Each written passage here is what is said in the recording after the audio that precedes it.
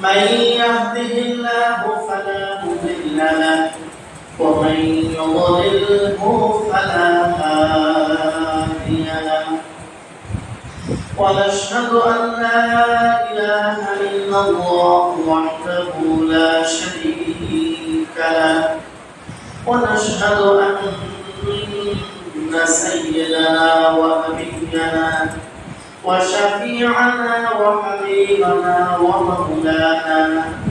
ومولانا محمدا عبده ورسوله أرسله بالحق بشيرا ونذيرا وداعيا إلى الله بإذنه وسراجا وقمرا منيرا أما بعد فأعوذ بالله من الشيطان الرجيم بسم الله الرحمن الرحيم ومن آياته أن خلق لكم من أنفسكم أزواجا لتسكنوا إليها وجعل بينكم مودة ورحمة إن في ذلك لآيات لقوم يتفكرون. وقال رسول الله صلى الله عليه وسلم استوصوا بالنساء خيرا أو كما قال النبي صلى الله عليه وسلم اللهم صل على محمد وعلى آل محمد كما صليت على إبراهيم وعلى إنك حميد مجيد اللهم بارك على محمد وعلى آل محمد كما باركت على إبراهيم وعلى آل إبراهيم إنك حميد مجيد بلغ العلا بكماله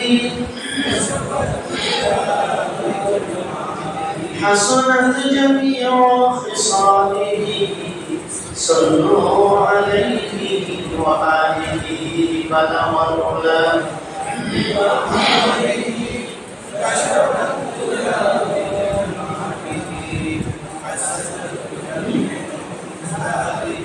صلوا عليه وآله اللهم صل وسلم وبارك عليه الحمد لله মহিয়ান করিয়া সর্বশক্তিমান আল্লাহ রাব্বুল আলামিনের দরবারে লাখ কোটি শুকরিয়া আদায় করছি যিনি আমাদেরকে দয়া করে মায়া করে ভালোবেসে পবিত্র জিলহজ মাসের ছাদে পবিত্র জুমার দিনে আল্লাহর ঘর মসজিদে সমবেত হওয়ার তৌফিক দান করেছেন শুকরিয়া আদায় করি আলহামদুলিল্লাহ।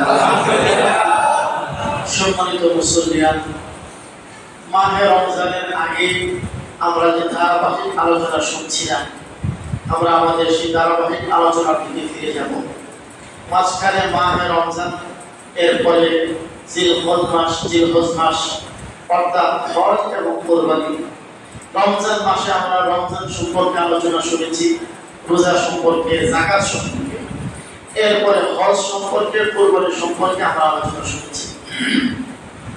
আমরা রমজানের আগে যে আলোচনা করতেছিলাম ধারাবাহিক সেই আলোচনার দিকে ফিরে যাচ্ছি। আপনাদের যারা নিয়মিত আলোচনা শুনে মনে থাকার কথা, আমরা আলোচনা চলতে চলতে বিয়ে শাদী এবং বিয়ে শাদীর পরবর্তীতে স্বামী স্ত্রীর হক এই আলোচনা আমরা শুরু করেছিলাম। আজকে আমরা আলোচনা করব স্ত্রীদের হক সম্পর্কে। হকুকুজ জাওজা, স্ত্রীদের হক।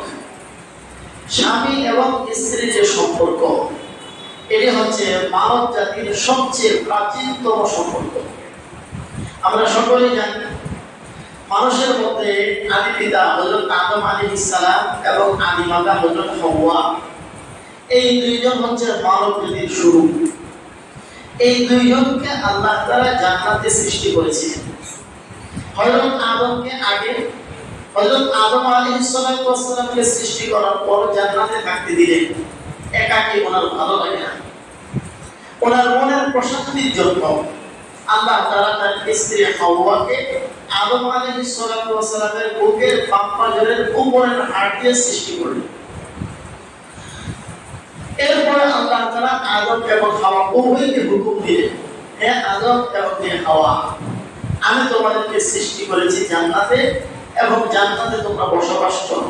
উসকুন আনতা ওয়া যাওজুকা وقلنا يا آدم اسكن أنت وزوجك الجنة وكلا منها رغدا।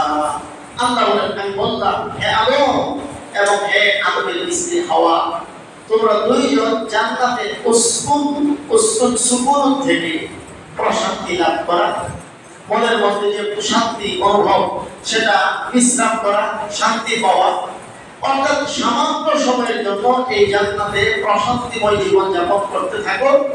এক সময় এখান থেকে বের করা হবে। উসকুন শব্দের ভিতরে এই দিকে ইঙ্গিত আছে। দেখবে কোথাও যাত্রা করলে দূর সফরে যাবে, রেল স্টেশনে টিকিট কাটা আছে, 1 ঘন্টা 1.5 ঘন্টা 2 ঘন্টা পর ট্রেন আসবে। 2 ঘন্টা কি করবেন? কোলেন করো, একটু আরাম করো, ফেলে নিচে বসো, এসি রুমে থাকো। এটা বলা হচ্ছে সুকুন, উসকুন, প্রশান্তি পাওয়া। হযরত আদম এবং হাওয়াকে আল্লাহ বলেন জান্নাতে তোমরা প্রশান্তি লাভ করতে থাকো দুইজন একসাথে। যা মনে চায় তা খাও, যেখানে মনে চায় সেখানে যাও। অর্থাৎ আমরা বুঝতে পারলাম মানব জাতির প্রথম দুইজন আদম এবং হাওয়া, তাদের পরস্পর আল্লাহ তাআলা স্বামী স্ত্রী সম্পর্ক তৈরি করেছে। মা এবং বাবার সম্পর্ক, সন্তান এবং পিতার সম্পর্ক, পিতা মাতার সাথে সন্তানের সম্পর্ক, ভাই বোনের সম্পর্ক, আরো যত ধরনের মানব জাতির সম্পর্ক আছে, সমস্ত সম্পর্কগুলো হয়েছে দুনিয়াতে স্বামী এবং স্ত্রীর যে সম্পর্ক, তার সূচনা হয়েছে কোথায়? সবাই বলুন কোথায়? জান্নাতে। তাহলে মানব জাতির পরস্পরের সম্পর্কের মধ্যে সবচেয়ে প্রাচীন সম্পর্ক হচ্ছে স্বামী ও স্ত্রী সম্পর্ক। মানব জাতির মধ্যে স্বামী স্ত্রীর সম্পর্কের আগে আর কোনো সম্পর্ক ছিল না, এবং এই সম্পর্কটা জান্নাতে ছিল। দুনিয়াতে আল্লাহ তাআলা পাঠালেন, দুনিয়াতে আসার পরে আদম হাওয়া থেকে সন্তান হলো এবং মা বাবার সম্পর্ক শুরু হলো সন্তানের সাথে। আবার আদম হাওয়ার সন্তানদের মধ্যে ভাই বোন হতে লাগলো, তাদের মধ্যে ভাই বোনের সম্পর্ক হতে লাগলো। মা বাবার সাথে সন্তানের সম্পর্ক, ভাই বোনের পরস্পরের সম্পর্ক, এগুলো জান্নাতে না দুনিয়াতে? পক্ষান্তরে স্বামী এবং স্ত্রীর সম্পর্ক জান্নাতে না দুনিয়াতে? জান্নাতে। আর ঠিক এ কারণেই স্বামী এবং স্ত্রীর সম্পর্ক এর সূচনা জান্নাতে, দুনিয়াতেও এই সম্পর্ক আছে। আবার জান্নাতে যাওয়ার পরেও স্বামী স্ত্রী এক জান্নাতে থাকিবে। তাহলে বলা যায় সবচেয়ে মহব্বত, ভালোবাসা এবং প্রশান্তময় সম্পর্কের নাম হচ্ছে স্বামী ও স্ত্রী সম্পর্ক। আল্লাহ তাআলা সূরা রুমের 21 নং আয়াতে কোথায় বলেছেন, وَمِنْ آيَاتِهِ أَنْ خَلَقَ لَكُم مِّنْ أَنفُسِكُمْ أَزْوَاجًا لِتَسْكُنُوا إِلَيْهَا وَجَعَلَ بَيْنَكُم مَّوَدَّةً وَرَحْمَةً। আল্লাহ বলেন, আমি আল্লাহর কুদরতের নিদর্শন হচ্ছে আমি আল্লাহ যে মহান, আমি আল্লাহ যে ক্ষমতা আছে, কুদরত পাওয়া, এর একটি গুরুত্বপূর্ণ নিদর্শন হচ্ছে আমি আল্লাহ প্রতিটি জাতিকে জোড়ায় জোড়ায় সৃষ্টি করেছি। এমনি ভাবে তোমরা যারা মানুষ, মানব জাতির মধ্যে আমি আল্লাহ স্বামী ও স্ত্রী জোড়ায় জোড়ায় সৃষ্টি করেছি। কেন? লিতাসকুনু ইলাইহা, যেন পুরুষ জাতি নারী জাতির মাধ্যমে প্রশান্তিময় জীবন যাপন করতে পারে, শান্তি লাভ করতে পারে, যেন দুনিয়ার জীবনটা তাদের জন্য সুখময় হয়, শান্তিময় হয়। এই জন্য আমি আল্লাহ জোড়া জোড়া করে পৃথিবীকে সৃষ্টি করেছি।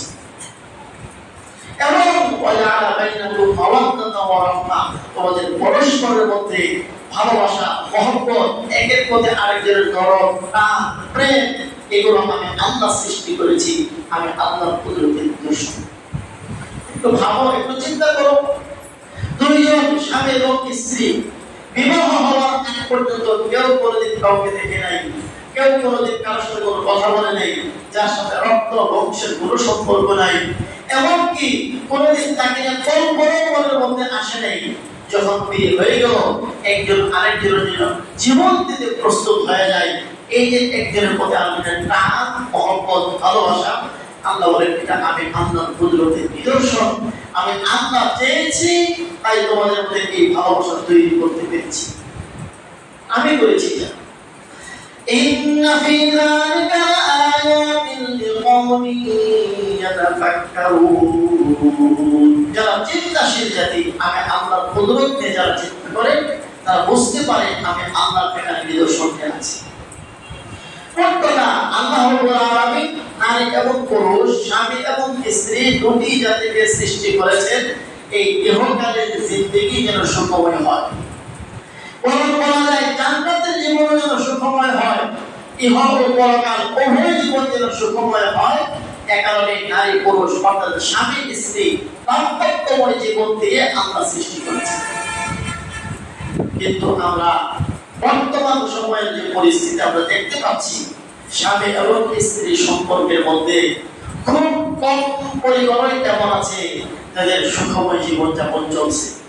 বরং অশান্তি, দ্বন্দ্ব, কলহ, একজন আরেকজনের শান্তির কারণ না হয়ে বরং একজন আরেকজনের মধ্যে দাগ কোমরা সম্পর্ক হয়ে আছে। এটা খুব কম যে এমন নয়, বরং দিন দিন এটার পরিমাণ বাড়তেছে। আমি ছোট্ট করে একটা পরিসংখ্যান শোনাই, যেটা পত্রিকার মধ্যে আসছে, আমার বানানোর কথা না, পত্রিকার মধ্যে রিপোর্ট করা হয়েছে, একটা পরিসংখ্যান দেওয়া হয়েছে। 2023 সালে আমাদের এই বাংলাদেশের মধ্যে, ছোট্ট একটা বাংলাদেশের মধ্যে কি পরিমাণ স্বামী স্ত্রীর সম্পর্ক নষ্ট হচ্ছে, বিচ্ছেদ হচ্ছে। সংক্ষেপে একটা পরিসংখ্যান আপনাদেরকে শোনাই। গত এক বছর অর্থাৎ 2023 সালে ঢাকা মহানগরীতে 13,288টি সম্পর্ক বিচ্ছেদ হয়েছে, স্বামী স্ত্রী সম্পর্ক শেষ। চট্টগ্রামে 6,000, রংপুর 7,000, ময়মনসিংহ 8,500, সিলেট 2,800, বরিশাল সবচেয়ে কম 2,000, খুলনা 4,000। এইভাবে পুরো প্রত্যেক জেলায় জেলায়, এমনকি থানায় থানায়, এটা সরকারি রিপোর্ট, সরকারি ভাবে অনেকে স্বামী স্ত্রীর সম্পর্ক যারা ছিন্ন করেছে, ডিভোর্স দিয়েছে, এটা একটা সংক্ষিপ্ত পরিসংখ্যান। অবাক করার ব্যাপার হচ্ছে 75% এই সম্পর্ক নষ্ট হচ্ছে, ছিন্ন হচ্ছে, ডিভোর্স হচ্ছে স্ত্রীদের পক্ষ থেকে, আর 25% হচ্ছে স্বামীর পক্ষ থেকে। আপনারা একটু চিন্তা করলে বুঝবেন, আজ থেকে 20 বছর আগে, 30 বছর আগে, অর্থাৎ আমাদের দাদি নানিরা, আর আপনাদের বলতে পারেন আপনাদের মা বাবা যারা ছিলেন তারা, বরং আরো যত পেছনে যাবেন তারা শিক্ষিত না মূর্খ, আর এখন আমাদের ছেলে মেয়েরা সবাই শিক্ষিত। তাহলে শিক্ষার হার বেড়েছে। আবার আর্থিক দিক বিবেচনা করুন, আজ থেকে 30 বছর আগে মানুষ অবক্ষণে ছিল, ঘরের মধ্যে একজোড়া স্যান্ডেল বাবাও পড়তো, মাও পড়তো, আবার সন্তানরাও পড়তো। সারাদিন স্যান্ডেল পড়তো না, সন্তান পরে একজন একজোড়া পায়ে পাও দ্রুত করে এসে উঠতো বিছানার মধ্যে, আরেকজন এরপরে পড়তো। এভাবে অনেকে কিন্তু জীবন কাটাইছে। এমনি হবে খাবার দাবারের সময় 3 বেলার মধ্যে, সকালবেলা রাতের বাদ্যবাদ খেতে হয়েছে, রাতের বেলায় কোনো মতে কোনো আলো করতে নাও দিয়ে চলছে। এইভাবে কিন্তু আমাদের বাপ-দাদাদের সংসার চলে গেছে। পক্ষান্তরে এখন আলহামদুলিল্লাহ আমরা শিক্ষায় শিক্ষিত হয়েছি, অর্থে সচ্ছল হয়েছি, জ্ঞান, বুদ্ধি, আধুনিকতা সবকিছু আমাদের বেড়েছে। কিন্তু একটু হিসাব ফিরে দেখবেন আমাদের বাপ-দাদাদের সম্পর্ক বা আরো যত পেছনে যাবেন ততই তারা শিক্ষিত ছিল না, মূর্খ ছিল, দরিদ্র ছিল, অবকর্ণ ছিল, সবকিছুই ছিল, কিন্তু তাদের সংসারের মধ্যে ভাঙন ছিল না। এখন যত শিক্ষিত হচ্ছি, এখন যত আমরা ধনী হচ্ছি, যত আমরা ডিজিটাল হচ্ছি, ততই আমাদের পরস্পরের মধ্যে ভালোবাসা মহব্বত, বিশেষত স্বামী স্ত্রীর দাম্পত্য জীবনের দ্বন্দ্ব কলহ, একে অপরের প্রতি হিংসা বিদ্বেষ বাড়তে বাড়তে সম্পর্ক ছিন্ন ঘটনা দিন দিন বৃদ্ধি পাচ্ছে। কথা ঠিক বললাম না ভুল বললাম? এর কি কোনো কারণ নাই না আছে? অনেকগুলো কারণ আছে। সব কারণ তো একদিনে বলা সম্ভব না। ধীরে ধীরে আলোচনা করব আপনি কি কি কারণে এই সম্পর্কগুলো ছিন্ন হয়। এর মধ্যে একটা কারণ হচ্ছে আমরা যারা পরস্পর স্বামী এবং স্ত্রী, আমরা একে অপরের প্রতি যে হক অধিকার সেটা আমরা বুঝি না। আমি আমার স্বামী হিসাবে স্ত্রীর কাছে কিছু পাওনা আছে, আমি আমার স্ত্রীর কাছে যা পাওনা এটা হচ্ছে আমার হক। আমার স্ত্রীও আমার কাছে কিছু পাওনা আছে, এগুলো হচ্ছে আমার দায়িত্ব। একজন স্বামী তার কিছু দায়িত্ব আছে, কিছু অধিকার আছে। একজন স্ত্রী তার কিছু দায়িত্ব আছে, তার কিছু অধিকার আছে।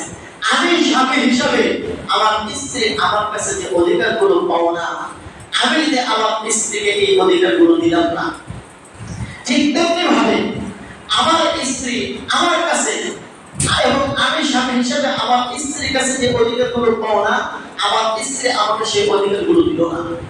আমার যে দায়িত্ব আছে দায়িত্বগুলো আমি পালন করলাম না, আমার স্ত্রীর যে দায়িত্বগুলো আছে সেই দায়িত্বগুলো পালন করলো না, তখনই কিন্তু দাম্পত্য জীবনে দ্বন্দ্ব কলহ শুরু হয়। এই জন্য আমরা যারা পুরুষ, আমরা যারা স্বামী, আমাদের উপরে আমাদের স্ত্রীগণের দায়িত্ব বেশি। আমাদের উপরে দায়িত্ব বেশি, তাদের দায়িত্ব কম। কিন্তু আমরা সমাজের মধ্যে কি বুঝি? আমরা যে বুঝি এতটুকু আমরা স্বামী, আমাদের হক বেশি, আর স্ত্রীদের কোনো হক নাই। অথচ ইসলামের দৃষ্টিকোণ থেকে স্বামীর দায়িত্ব বেশি, স্ত্রীর অধিকার বেশি। স্বামী কি বেশি আর স্ত্রী কি বেশি? অধিকার বেশি। আমরা যারা পুরুষ আছি, আমাদের কাছে আমাদের স্ত্রীর কি কি জিনিস পাওনা, আমাদের স্ত্রীর কি কি অধিকার আছে, আমাদের কি কি দায়িত্ব আছে, আজকের জমায় এবং আগামী জমায় দুই জমায় আলোচনা করবো ইনশাআল্লাহ। একদম পয়েন্ট ধরে ধরে দলিল সহ আলোচনাগুলো করবো। সকলেই চেষ্টা করবো আলোচনাগুলো মুখস্থ করতে। যাদের বয়স 60-70 বছর হয়ে গেছে, 80-90 বছর হয়ে গেছে, দাম্পত্য জীবন প্রায় শেষের দিকে, তারা হয়তো বলবেন হুজুর আমাদের এগুলো কি দরকার, আমরা তো বড় সুখী আছি।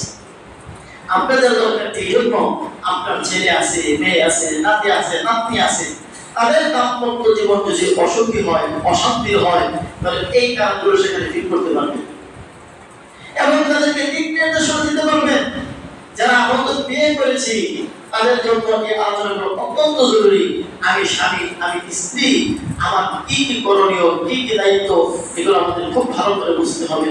যারা আমরা বিবাহ করবো, যুবক হয়েছি, সামনে 2 বছর 5 বছর পরে বিয়ে করবো, আমাদের এই জিনিসগুলো খুব ভালো করে জানার প্রয়োজন।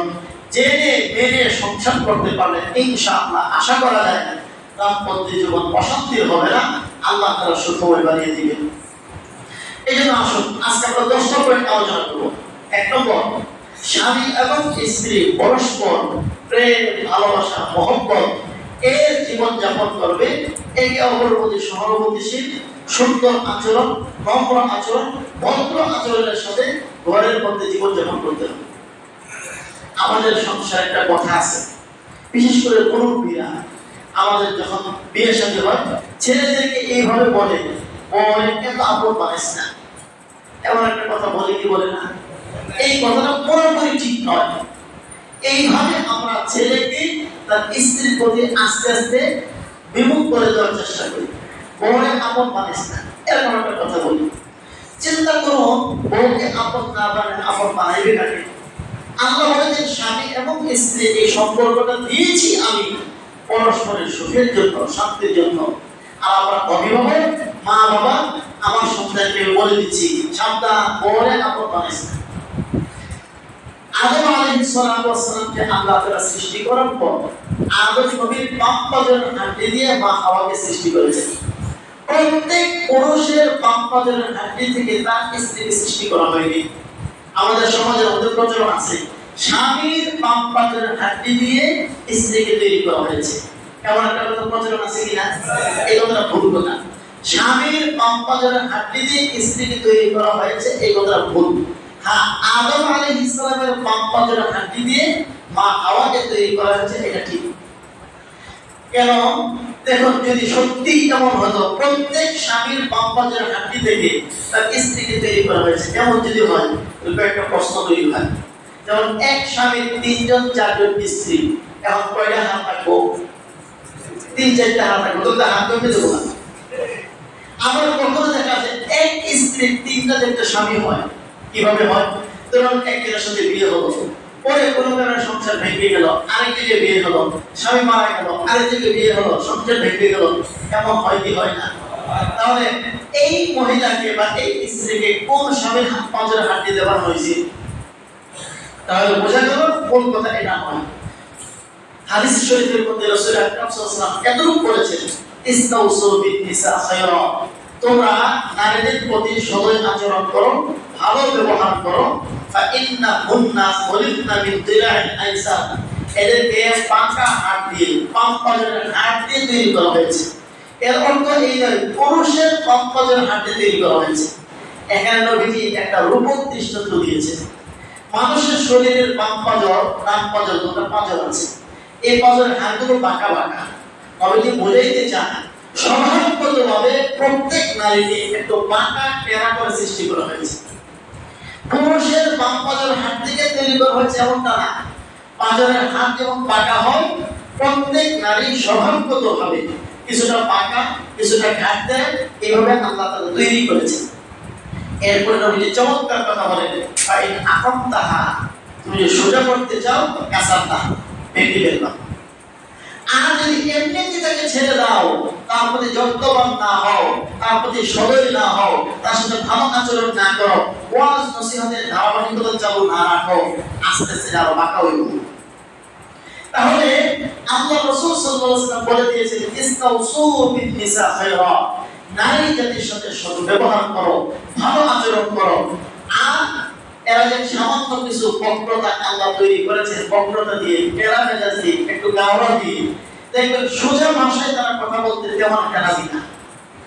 আপনি বাজারে যাচ্ছেন, জিজ্ঞাসা করছেন অমুকের মা কিছু লাগবে করি, লবণ টবণ মরিচ সিরিজ, উত্তর এইভাবে দিয়েছেন, লাগবে অথবা লাগবে না।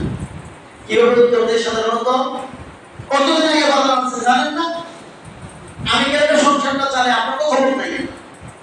অধিকাংশ স্ত্রী এইভাবে জবাব দেয় কিনা?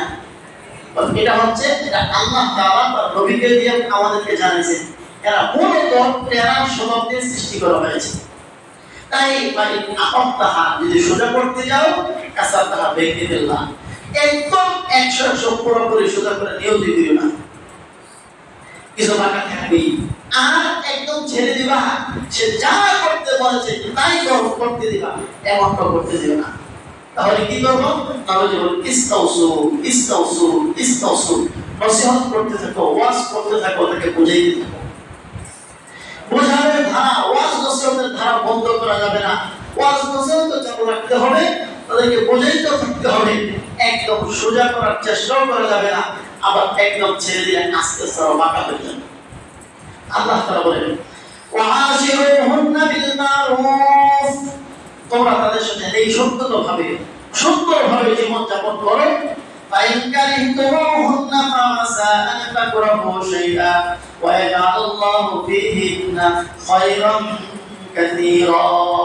আল্লাহ বলেন, শোনো হে পুরুষ জাতি, তোমরা তোমাদের কোন স্ত্রীর কোন আচরণ যদি খারাপ লাগতে পারে, মানুষ হিসেবে তার কোন আচরণ, তার ওঠা, তার বসা, তার মুখের কোন ভাষা, তারা জেনে রাখো একটি বিষয় খারাপ লাগলে আরো কিছু বিষয় তার মধ্যে এমন থাকবে যেগুলো তোমার কাছে ভালো লাগবে। এটা মানুষের স্বভাব। প্রত্যেক বাঁকা জিনিস হয় খারাপ হয় এমন না। প্রত্যেক বাঁকার মধ্যে বাঁকা হওয়াটা যেমন একটা দোষ, আবার এর মধ্যে আরো 10টা 20টা গুণও থাকতে পারে। আপনি বনে জঙ্গলে যান, গিয়ে দেখবেন জঙ্গলের সব গাছ সোজা থাকে না, কিছু সোজা, কিছু বাঁকা, কিছু ডান দিকে বাঁকা, কিছু বাম দিকে বাঁকা, কিছু একটু সোজা হওয়ার পর আবার দুই দিকে বাঁকা। সব ধরনের গাছে কিন্তু জঙ্গলের মধ্যে প্রয়োজন, এবং সব গাছ মিলেই বাগান হয়, সব গাছ মিলেই জঙ্গল হয়। কেউ যদি বলে যে আমার বাগানে শুধু এক প্রকারের গাছ রাখবো, অর্থাৎ শুধু লম্বা লম্বা সোজা সোজা গাছ, এই বাগান বা এই জগৎ পরিপূর্ণ হয়, এটা অপরিপূর্ণ। ঠিক তেমনি ভাবে মানব জাতিকে আল্লাহ তাআলা নারী এবং পুরুষের সৃষ্টি করেছেন। একজনের স্বভাবের মধ্যে কিছুটা বৈচিত্র্য দিয়েছেন এবং আল্লাহ ঘোষণা দিয়েছেন তার কোন আচরণ যদি তোমার কাছে খারাপ লাগে জেনে নিতে পারো, তার একটি আচরণ খারাপ লাগলে আরো 10টি আচরণ তার মধ্যে এমন পাবে যাতে তুমি সন্তুষ্ট হতে পারো। যেমন ধরুন, কিছু নারী আছে মুখের ভাষাটা একটু ঝাঁঝালো কিন্তু তার চরিত্র অত্যন্ত শুদ্ধ, আপনাকে ছাড়া আর কাউকে সে পছন্দ করে না, এমন হতে পারে কিনা? কিছু আছে তার মুখের ভাষাটা একটু কড়া কিন্তু হাতের মধ্যে আল্লাহ তাআলা বড় জোর দিয়ে রাখছে, তার রান্না বান্না বড় সুন্দর, তার পরিষ্কার পরিচ্ছন্নতা বড় চমৎকার, তার একটা বিষয় পছন্দ আর 10টা বিষয় তার চমৎকার আপনার পছন্দের হতে পারে কি পারে না? ঠিক তেমনি ভাবে আমরা যারা পুরুষ আছি, আমি যদি আমার চরিত্রের দিকে তাকাই, আমি যদি আমার আপাত অবস্থাকে গবেষণা করি, দেখলে আমি দেখতে পাবো আমারও 10টা গুণের মধ্যে 2টা দোষ আছে, 8টা গুণ থাকতে পারে।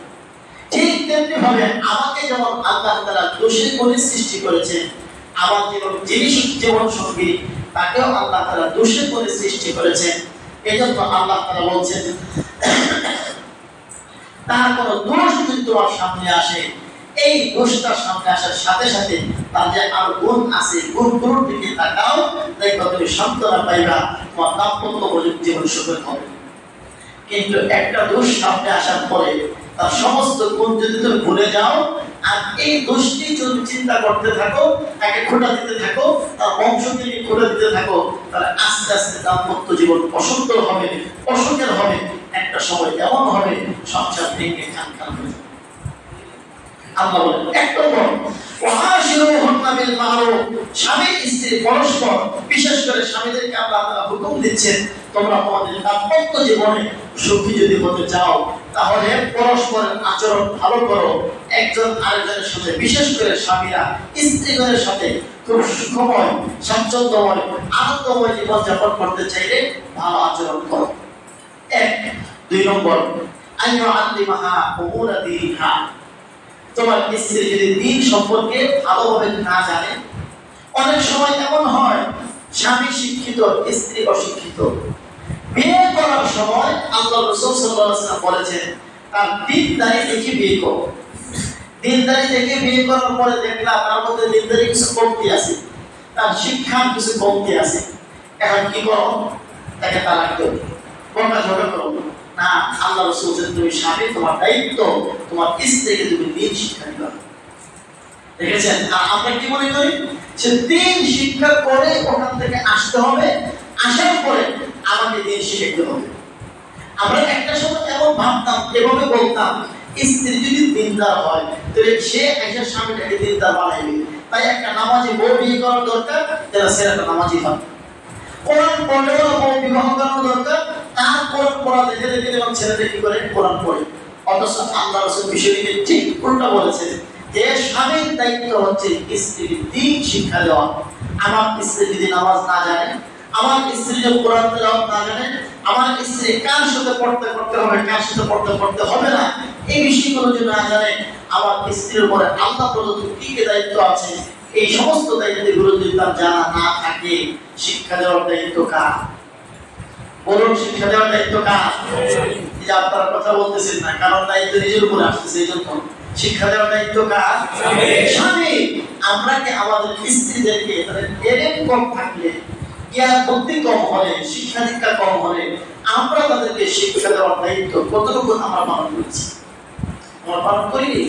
আল্লাহ তাআলা বলছেন ইয়া আইয়ুহাল্লাযীনা আমানু কু আনফুসাকুম ওয়া আহলিকুম নারা ওয়া কুদুহা আন-নাস ওয়াল হিজারা, হে ঈমানদারগণ, নিজেরা জাহান্নামের আগুন থেকে বাঁচাও আর তোমার পরিবার পরিজনকে জাহান্নামের আগুন থেকে বাঁচাও। পরিবারের মধ্যে প্রথমেই আসে স্ত্রী, তোমার স্ত্রী হচ্ছে এক নম্বর পরিবার, এরপরে তার মধ্যে যারা আসতে থাকবে সন্তানাদি ধীরে ধীরে হতে থাকবে। সুতরাং নিজে যেমন জাহান্নাম থেকে বাঁচতে হবে, তোমার স্ত্রীকে জাহান্নাম থেকে বাঁচাতে হবে। স্ত্রীকে বাঁচাবে কেমনে? তোমার স্ত্রী যদি দ্বীন সম্পর্কে অজ্ঞ হয়, আল্লাহর বিধিবিধান সম্পর্কে অজ্ঞ হয়, তোমার কর্তব্য হচ্ছে তোমার স্ত্রীকে তুমি দ্বীন শিক্ষা দিবে। কয়টা হলো? 2টা। 3 নম্বর ওয়াহসুহা আলা তাআত, দিন শিক্ষা দিবে, এর পাশাপাশি তাকে আল্লাহর হুকুম পালন করতে উদ্বুদ্ধ করবে।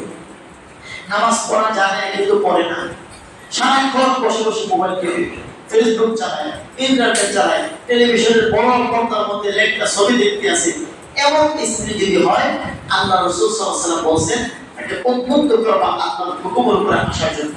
কিভাবে উদ্বুদ্ধ করবা? নবী বলেন ইস্তাউসু বিন-নিসা খায়রা, তাদের সাথে ভালো ব্যবহার করো, তাদেরকে ওয়াজ নসিহত করতে থাকো। এরপর কোরআন কারীমের মধ্যে আল্লাহ তাআলা এই জাতীয় নারী, যে নারী আল্লাহর হুকুমের উপরে বাধ্য না, আল্লাহর হুকুম মানতে চায় না, অরঙ্গ চলাফেরা করতে চায়, আল্লাহর হুকুমের বিপরীতে চলতে চায়, বেপরদা চলতে চায়, আল্লাহ তাআলা তাদেরকে সংশোধন করার জন্য কয়েকটা স্তরে আল্লাহ তাআলা আমাদেরকে নির্দেশনা দিয়েছেন। ওয়াল্লাযী তাখাফুনা নুশুযাহুন্না ফা'ইযুহুন্না ওয়াহজুরুহুন্না বিল মাদাজি'i ওয়াদরিবুহুন্না। আল্লাহ রাব্বুল আলামিন বলেন, তোমরা তোমাদের স্ত্রীদেরকে যদি অবাধ্য পাও, অবাধ্যের দুই অর্থ হতে পারে, একটা হচ্ছে স্বামীর অবাধ্য, আর একটা হচ্ছে আল্লাহর অবাধ্য। স্বামীর অবাধ্য যদি হয়, আর এই অবাধ্যতা যদি আসলে স্ত্রীর দোষ হয়, কোন কোন ক্ষেত্রে স্বামীর অবাধ্য হওয়াটা স্ত্রীর গুণ, কোন কোন ক্ষেত্রে স্বামীর অবাধ্য হওয়াটা স্ত্রীর দোষ। যেমন কিছু স্বামী আছে, বেকুব স্বামী, তারা স্ত্রীকে বলে, আরে আমার ভাই আর তোমার ভাই থেকে একই, সুতরাং আমার ভাইয়ের সামনে আসো, তার খানা টানা দিয়ে দেও। আছে না নাই? বলুন তো, আমার ভাই আর আমার স্ত্রীর ভাই কি এক?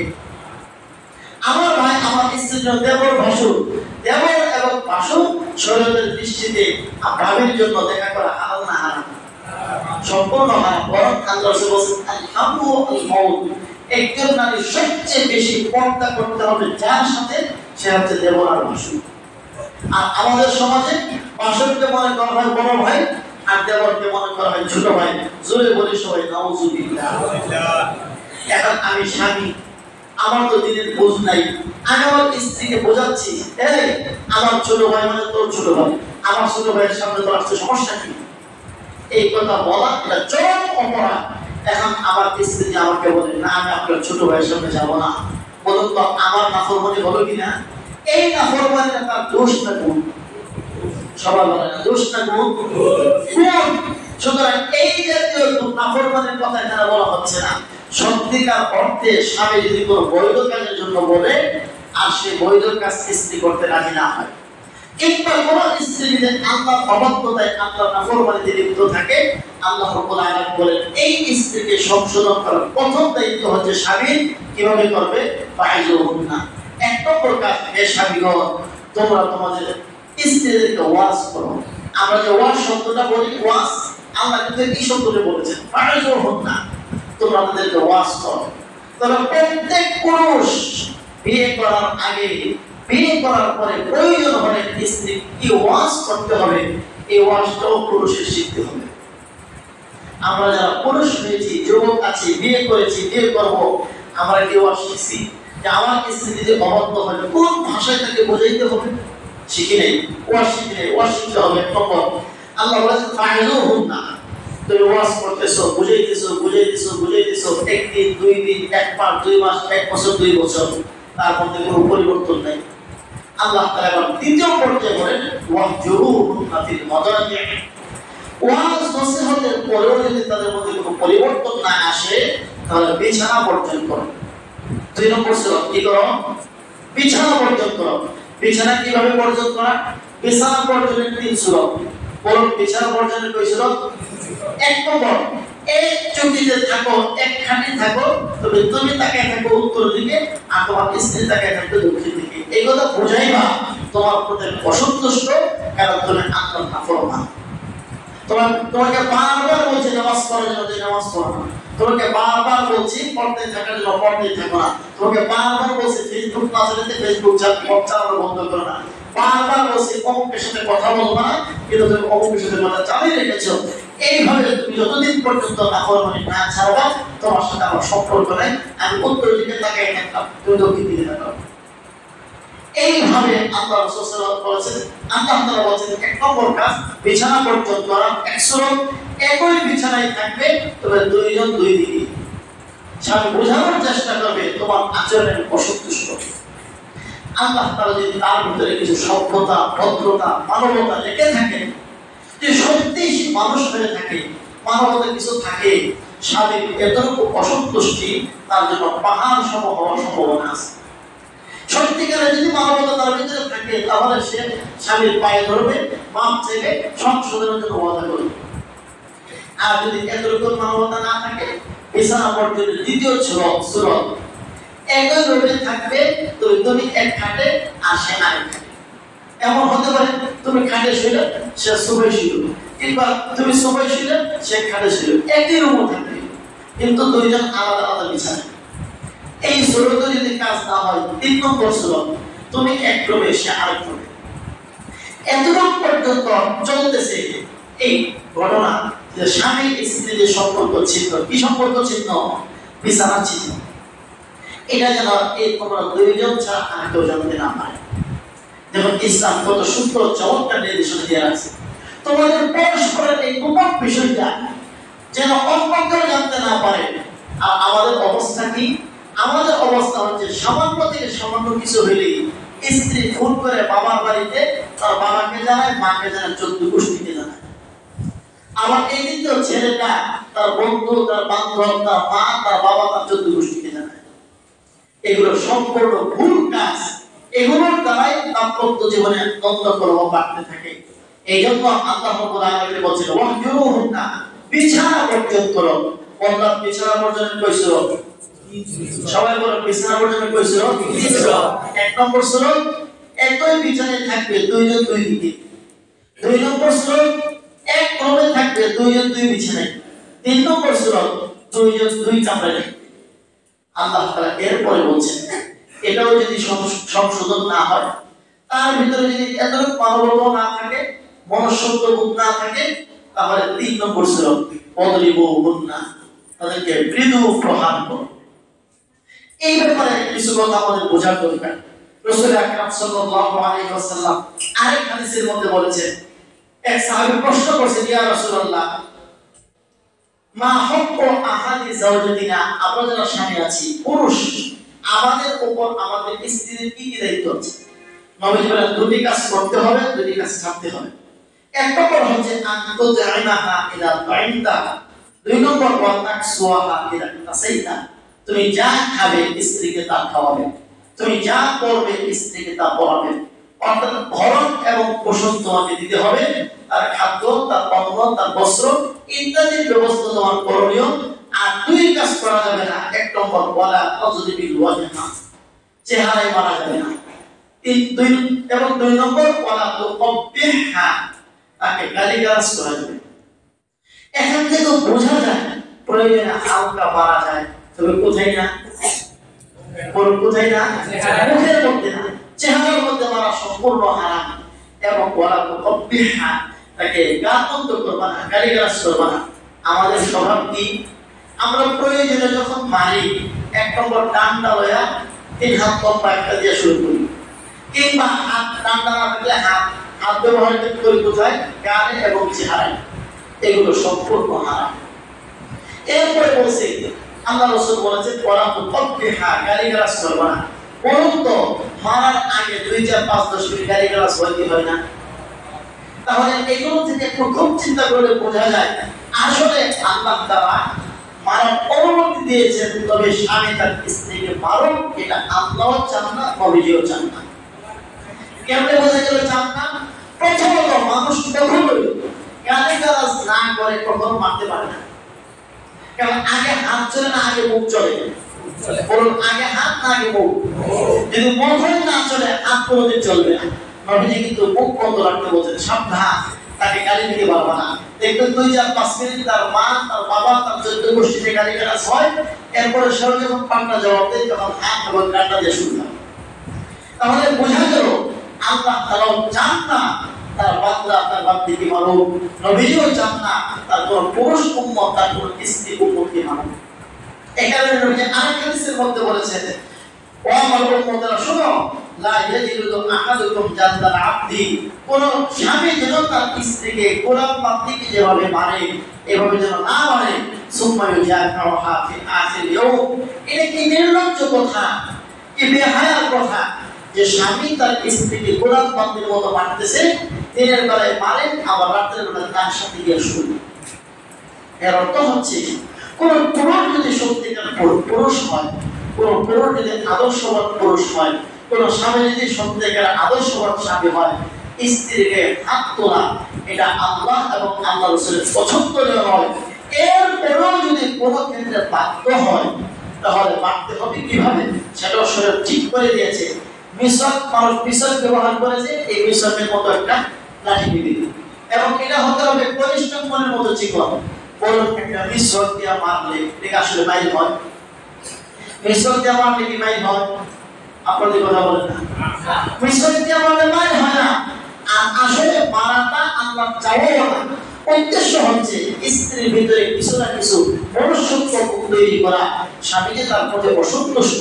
প্রথমে ওয়াজ নসিহতের মাধ্যমে বোঝানো হয়েছে, এরপরে বিছানা পরিত্যাগের মাধ্যমে বোঝানো হয়েছে, এরপরে মিশকের মতো হালকা ডান্ডা দিয়ে প্রহারের, আসলে একটা প্রহার হয়, প্রহারের মতো একটা রূপে দৃশ্য তৈরি করে বোঝানো হয়েছে আমি স্বামী, তুমি স্ত্রী, তোমার প্রতি আমি সন্তুষ্ট না। এতক্ষণ পর্যন্ত যত ঘটনা ঘটতেছে স্বামী এবং স্ত্রীর মধ্যে সীমাবদ্ধ থাকতে হবে। এখন পর্যন্ত যেন স্বামী তার মা বাবাকে না জানায়, স্ত্রী তার মা বাবাকে না জানায়। এতেও যদি সংশোধন না হয় তাহলে একসাথে 3 তালাক দেওয়া, কি বলেন? এত সংশোধন না হলে কি করবেন? একসাথে কয় তালাক? আমাদের সমাজে একসাথে কয় তালাক দেয়? বরং একসাথে 3 তালাক দিয়ে দৌড়ায় হুজুরের কাছে আসে। এখন বাস স্ট্যান্ড পরিস্থিতির হুজুরের কাছে আসলে হুজুর ডাইরেক্ট ফতোয়া দিবেন একসাথে 3 তালাক হোক বা 3 বারে 3 তালাক হোক, যেভাবে 3 তালাক দেওয়ার পরে এই স্বামী আর এই স্ত্রী থাকার কোনো সুযোগ নেই। তখন একজন মোল্লা বুঝতে থাকে, 500 টাকার মোল্লা, 1000 টাকার মোল্লা, যার কাছে গেলে তওবা পড়ে আবার ভর্তি করে দিবে। বলুন তো কোন মুরগি জবাই করতে গিয়া ছুরি চালাইছে, কল্লা আলগা হয়ে গেছে, এখন আমার কাছে আসার পরে বললাম যে কল্লা আলগা হয়ে গেছে, এটা তো জোড়া দেওয়ার কোনো সুযোগ নেই। এখন আপনি 500 টাকার হুজুরের কাছে যাওয়ার পরে 500 টাকা পাইয়া হুজুরে কইল আমি জোড়া দিয়ে দিব, ওরা এই হুজুরকে আসলে জোড়া দিতে পারবে না, এই বলতে পারবে, এই মোল্লাও জাহান্নামে যাবে, আপনাদেরকে জাহান্নামে নিয়ে যাবে। এই জন্য সাবধান, ফতোয়ার ক্ষেত্রে যোগ্য আলেম থেকে ফতোয়া নেওয়া উচিত। 3 তালাক দেওয়ার পর আর সংসার করার সুযোগ থাকে না। ওই যে হিলা যেটাকে বলে, সে হিলা পড়ে, তা স্বাভাবিক ফতোয়া এটাই যে আর এভাবে সংসার করার কোনো সুযোগ নেই। কিন্তু তেলা আছে আমাদের সমাজের মধ্যে, রাষ্ট্র আইনানি এমন আছে যে কাগজে কলমে মেম্বার চেয়ারম্যানের কাছে গিয়া, অফিস আদালতে গিয়া, তারপরে এইভাবে লিখতে হবে, বলতে হবে, দেবে তালাক হবে। ওগুলো সরকারের আইন কোরআন সুন্নাহ মোতাবেক নয়। এই জন্য মুসলমান অন্তত যে সকল আইন কোরআন সুন্নাহ মোতাবেক নয় সেগুলো মানতে বাধ্য না। আমরা আল্লাহ বিশ্বাস করি, পরকাল বিশ্বাস করি। এই দাম্পত্য জীবনে যদি কখনো অশান্তি হয়, আল্লাহ তাআলা দিক নির্দেশনা দিয়ে রাখছেন কিভাবে করবে। 1 নম্বর ওয়াজ নসিহত করো, 2 নম্বর বিছানা পর্যন্ত করো, 3 নম্বর সামান্য মৃদু প্রহার করো, 4 নম্বর তালাক দাও। 4 নম্বর কি তালাক দাও না? এখন আল্লাহ তাআলা বলেন এরপরও যদি সংশোধন না হয় তাহলে স্বামী তুমি তোমার মা বাবাকে জানাও, স্ত্রী তুমি তোমার মা বাবাকে জানাও। দেখো এই 3 স্তর পর্যন্ত কেউ কাউকে জানাবে না, নিজের মধ্যে থাকবে। এরপরে যদি সমাধান না হয় কাকে জানাবে? আল্লাহ তাআলা বলেন ফাইন খায়তুম শিফাআ বাইনহিমা ফাবা'থু হাকামান মিন আহলিহি ওয়া হাকামান মিন আহলিহা। আল্লাহ তাআলা বলেন এত সত্ত্বেও ওয়াজ নসিহত করা হলো, বিছানা পরিত্যাগ করা হলো, এরপর সামান্য মারাও হলো, এতেও যদি সংশোধন না হয়, হে পুরুষ তুমি তোমার অভিভাবক একজনকে ঠিক করো, হে নারী তুমি তোমার অভিভাবক একজনকে ঠিক করো। এরা দুইজনে বসবে, বসে সমাধানের কোনো পথ বের করা যায় না, তারা চিন্তা করবে। তারা যদি চিন্তা করে সমাধানের পথ বের করতে না পারে, তখন তারা বসে সিদ্ধান্ত নেবে সংসারকে বিচ্ছিন্ন করা দরকার। দেখছেন শরীর কি তরিকা রাখছে, স্বামীকে কিন্তু তারা কেউ হুকুম এখনো দেয়নি। বলেন রাসূল আকরাম সাল্লাল্লাহু আলাইহি ওয়াসাল্লাম বলেছেন সবচেয়ে নিকৃষ্টতম হালালের নাম হচ্ছে স্বামী স্ত্রীকে তালাক দেওয়া। আর আমরা মনে করি তালাক দেওয়া কিছুই না, যে আগে তালাক দিয়ে বসি। তিন তালাক দেওয়ার পর আর হুজুরের কাছে যখন সমাধান নাই, তখন কিছু কিছু বেকুব এমনও আছে ইসলামের উপরে আপত্তি তোলা শুরু করে। বলে কেমন ধর্ম হলো, স্বামী রাগের বশত তিনটা কথা বলছে, তো কি হয়েছে, এটা কেমন ধর্ম হলো? এখন দোষ হয়েছে কার? ধর্মের। অথচ ধর্মে এর আগ পর্যন্ত তালাকের আগ পর্যন্ত কত সুন্দর সুন্দর নির্দেশনা দিয়ে রাখছে, একটা নির্দেশনা সে মান্য করে নাই, চতুর্থ পঞ্চম নম্বর স্তরে এসে ডাইরেক্ট সে তালাক দিল, দোষ হয়েছে কার? যদি ইসলামের সঠিক নিয়মটা সে মানত, কোনদিন তার সংসারে যে দাম্পত্য জীবনে অশান্তি হতো, এই অশান্তির সমাধান হয়ে যেত, কিংবা যদি বিচ্ছিন্ন করার প্রয়োজনও হয় তারপরে বিচ্ছিন্ন করা হতো। কিন্তু এই বিপদ তিনবার তালাক দাও, রাখো ছাড়ো, রাখো ছাড়ো, এই নির্লজ্জ বেহায়া কাজের দিকে কোনোদিন মানুষ যাওয়ার প্রয়োজন হতো না। আল্লাহ তাআলা যে নির্দেশনা দিয়ে রাখছেন, এই নির্দেশনা মেনে চলতাম। আল্লাহ তাআলা আমাদেরকে বোঝার আমল করার তৌফিক দান করুন। আমিন। ওয়া আখিরু দাওয়ানা আলহামদুলিল্লাহ।